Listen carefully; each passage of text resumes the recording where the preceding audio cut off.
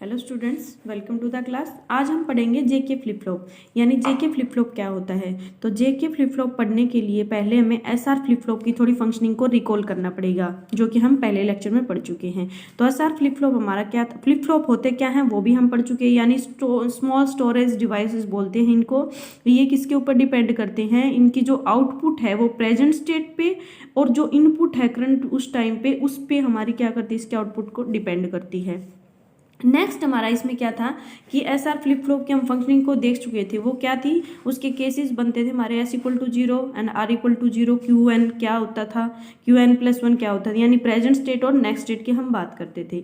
तो यहाँ पे हमारी जो वैल्यूज थी वो क्या आ रही थी बेटा, जैसे 0 0 जब ले रहे थे तो 0 ही वैल्यूज इसमें, यानी कि जो हम इनपुट ले रहे थे वही हमारी आउटपुट आ रही थी।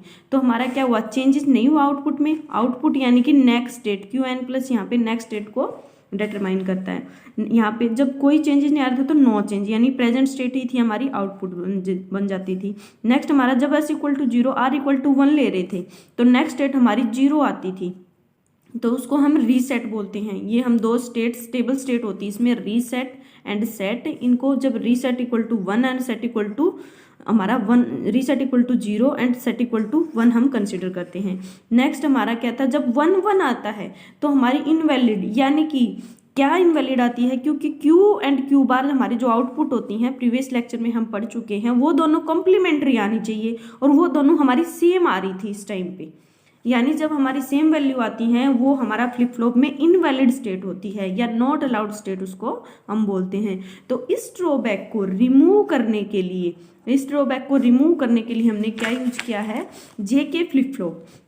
अब जेके फ्लिप फ्लॉप कैसे बनेगा वो हम देख लेते हैं यहाँ से, कि जेके फ्लिप फ्लॉप हमारा कैसे बनता है। यानी जब एसआर फ्लिप फ्लॉप में हम 2 एंड गेट और ऐड कर देंगे तो हमारा क्या बन जाता है, जेके फ्लिप फ्लॉप बन जाता है। जैसे कि ये हमारा था एसआर फ्लिप फ्लॉप जिसमें हमारे 4 गेट नैंड गेट्स लगे होते हैं। अब इसके अंदर अगर हम 2 ब्लॉक डायग्राम कैसे बनेगा, जब इसके अंदर हम 2 एंड गेट और ऐड कर देंगे तो हमारा क्या बन जाएगा, जेके। नेक्स्ट इसका हम लॉजिक डायग्राम बनाएंगे गेट की हेल्प से। वो कैसे बनेगा, जैसे कि हमने क्या बनाया, 2 एंड, हम 4 तो नैंड गेट हम जो एसआर फ्लिप फ्लॉप में लगते थे वही लगाने होंगे यहाँ पे,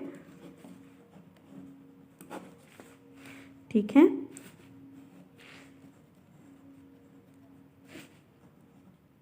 अब हमने क्या कहा था कि 2 एंड गेट और इसके साथ क्या लग जाएंगे, 2 एंड गेट, सॉरी ये ऐसे बनेगा, 2 एंड गेट और लग जाएंगे इसके साथ।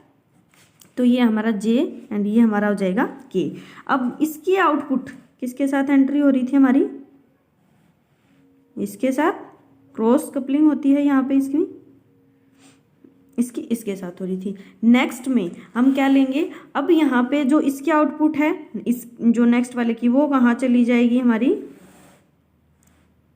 इसकी इनपुट बन जाएगी, और इस वाले की जो आउटपुट है वो हमारी इसकी इनपुट बन जाएगी। तो थोड़ा सा ये चेंजेस होता है। ये हमारा है जेके फ्लिप फ्लॉप का लॉजिक डायग्राम, ठीक है, इस फिगर में। अब हम बात करेंगे इसकी ट्रूथ टेबल की। हमने डायग्राम तो बना लिया, लेकिन इसकी ट्रूथ टेबल में हमने तो क्या कहा था कि इसकी जो इनवैलिड जो स्टेट थी उसको ये क्या कर रहा है, सोल्व कर रहा है। तो इसके लिए हम क्या बनाएंगे, इसकी ट्रूथ टेबल ड्रॉ करेंगे। तो ट्रूथ टेबल कैसे करते हैं, देखो सबसे पहले जे एंड के हमने ले लिया यहाँ, और हमारी 2 स्टेट होती हैं, एक तो प्रेजेंट स्टेट, एक हमारी क्या होती है, यानी कि नेक्स्ट स्टेट। तो उनकी वैल्यूज लेंगे। देखो ये हमारी ट्रूथ टेबल के लिए हमने बनाया कि इनपुट क्या रहेंगी हमारी, जे एंड के इनपुट रहेंगी। प्रीवियस स्टेट यानी क्यू एंड और क्यू एन बार, यानी जो प्रेजेंट स्टेट प्रीवियस जो थी हमारी, जैसे कि ये हमारी पहले से क्या है, और नेक्स्ट में जब हम इसका एक राउंड कर लेंगे तो नेक्स्ट स्टेट बन जाती है, तो वो हमारी क्या आउटपुट आएंगे, हमें यही चेक करना है। तो प्रीवियस स्टेट हमारी Q N and Q N bar हमने ले ली। नेक्स्ट में देखो यहाँ हमारा क्या है, ये एस और आर बन जाता है। इसके बाद तो यहाँ हम एस आर लिख सकते हैं कि हमारा इसके बाद, क्योंकि इससे पहले तो ये क्या है, जेके फ्लिप फ्लॉप है, इसके बाद हमारा एस आर बन जाता है, तो इसको हम एस आर भी ले सकते हैं। नेक्स्ट में हमारा फाइनल स्टेट क्या आएंगी, यानी नेक्स्ट स्टेट जो हम उसमें ले रहे थे एस आर फ्लिप फ्लॉप में, तो क्यू एन प्लस 1 हो जाएंगी नेक्स्ट स्टेट, यानी जो फाइनल स्टेट हमारी आएंगी।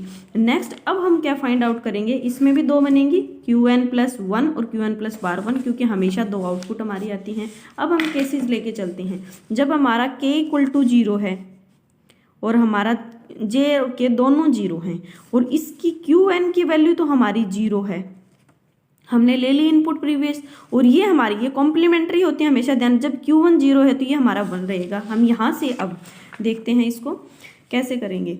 ये दिख रहा है आपको सर्किट। अब देखो जब इसकी वैल्यू, क्योंकि प्रीवियस तो हम पहले से ही लेके चलेंगे, तो इसकी वैल्यू क्या हमारी Q1 हमने ले लिया 0 है और ये हमारी 1 है, और J और K ये दोनों भी क्या रहेंगी हमारी 0 0, क्योंकि हम 1 लेके चले। तो अब देखो इसकी जो आउटपुट है 0 0, जब 0 0 एंड गेट में जाता है तो क्या वैल्यू आती है हमारी आउटपुट, जब 0, तो एंड गेट की टेबल आप यहाँ पे बना सकते हो। यहाँ पे SR ले लिया हमने एंड गेट के लिए ही, इन दोनों का एंड, तो 0 1 0 1 0 0 1 1, तो 0 रहेगी यहाँ 0, यहाँ 0, यहाँ 1, ओनली यही तो होती है हमारी टेबल। तो देखो जब ये 0 आएगी और ये 0 है तो हमारी आउटपुट क्या रहेगी यहाँ 0। नेक्स्ट में जब ये 1 है और ये 0 है तो 1 0 क्या रहेगी 0, दोनों 0 जा रही हैं। जैसे ही एंड गेट में कोई भी एक 0 हो, आउटपुट क्या बन जाती है 1 बन जाती है। ये हम प्रीवियस लेक्चर में भी कर चुके हैं सार में, यानी नैंड गेट जब होगा उसमें एक भी 0 अगर हमारा हुआ तो जो आउटपुट आएगी वो 1 आएगी। अब देखो यहाँ 0 था और यहाँ 1 था हमारा, हमने यहाँ ले ली है आउटपुट, ये किसके लिए बन गई हैं S और R के लिए हमारी आउटपुट। तो S और R के लिए क्या बन, क्योंकि यहाँ से तो हमारा S आ गया है तो वो S क्या बना J N Q बार, यानी J ये जो था वो और Q बार यानी इसकी जो हमारी आउटपुट यहाँ से हमने ली इन दोनों की एंड बना है। यहाँ से K क्या बन ऐसा R क्या बन जाएगा, जो K हमारा यहाँ से इनपुट हुआ और Q यहाँ से आया, तो यही वैल्यू यहाँ की वैल्यू अब क्या आएंगी हमारी 0 एंड 0। नेक्स्ट में अब हम क्या देखेंगे कि हमारी फाइनल स्टेट में क्या पहुंचेगी। तो देखो ये हमारा 1 था और ये 1 है, जब 1 1 होता है 1, और जब 1 होगा तो हमारी जो नैंड गेट है उसकी क्या आएगी आउटपुट 1 1 होता है, तो ये हमारा एंड है तो नैंड इसका जस्ट उल्टा होता है 1 1 1 0। जब 1 1 होता है तो आउटपुट हमारी क्या रहेगी 0 रहेगी, ये नैंड गेट के लिए, तो आउटपुट ये क्या आ जाएगी हमारी 0।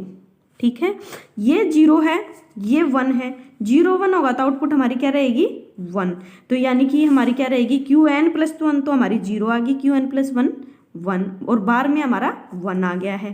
तो ये हमने लिया था स्टार्टिंग में, यानी नो चेंज। ठीक है, ये कंडीशन भी क्या बन गई नो चेंज की। नेक्स्ट हम नेक्स्ट केसेस के लिए देखते हैं, जैसे ही, और ये आपको केसेस में लिखना है जैसे आप क्वेश्चन सोल्व करोगे। तो नेक्स्ट देखेंगे जब ये हमारा क्या रहेंगे 0 0 ही, लेकिन हमें क्या चेंज करना है प्रीवियस स्टेट को चेंज करके रखना है। जब Q1 हमारा 1 हो and Qn bar equal to हमारा 0 हो, यानी हमने इसको उल्टा कर दिया है। मैं पेन चेंज कर लेती हूँ ताकि आपको समझ आ जाए। इसको हमने 1 ले लिया है और इसको हमने 0 ले लिया है। ठीक है, जैसे ये हमारी 0 और इनको हमने 0 ही रखा दोनों को, तो 0 इस साइड से क्या रहेगी ये 0 0 0 जब जाएंगी तो एंड गेट में हमारी आउटपुट क्या रहेगी 0 ही रहेगी। नेक्स्ट में ये हमारा क्या है 1 और ये हमारा है 0, 1 0 जब जाते हैं तो भी हमारी क्या रहती है 0 ही रहती है आउटपुट। नेक्स्ट अब 0 और 0 है यहाँ पे दोनों, दोबारा ये एंड में जाएंगी, क्या बन जाएंगी आउटपुट इसकी जो बनेगी SR के लिए वो क्या बनेगी, SR के लिए आउटपुट हमारी J N और Q का बार बनेगी।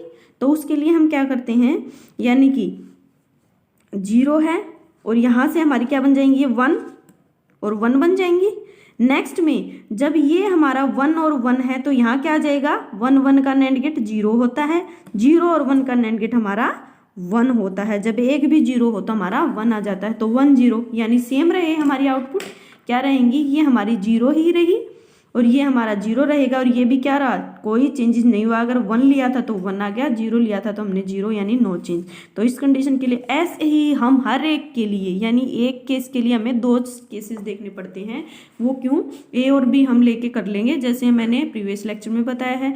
नेक्स्ट हमारा 3 एंड 4, उस टाइम पे हम क्या करेंगे जब हमारा ये हमारा 0 है ये 1 है, देन अब Q हमारा एक बार 0 लेंगे एक बार 1, तो इसी तरह से आपकी टेबल को आपको इस वे से करके देखना है। केसेस में टेबल बता देती हूँ मैं आपकी, जब 0 1 लेंगे ये भी हमारा Q को 0 लेंगे तो क्या बनेगी, तो वो पूरी टेबल ड्रॉ करके मैं आपको दिखा देती हूँ, अगर कोई कन्फ्यूजन हो तो पूछ लेना।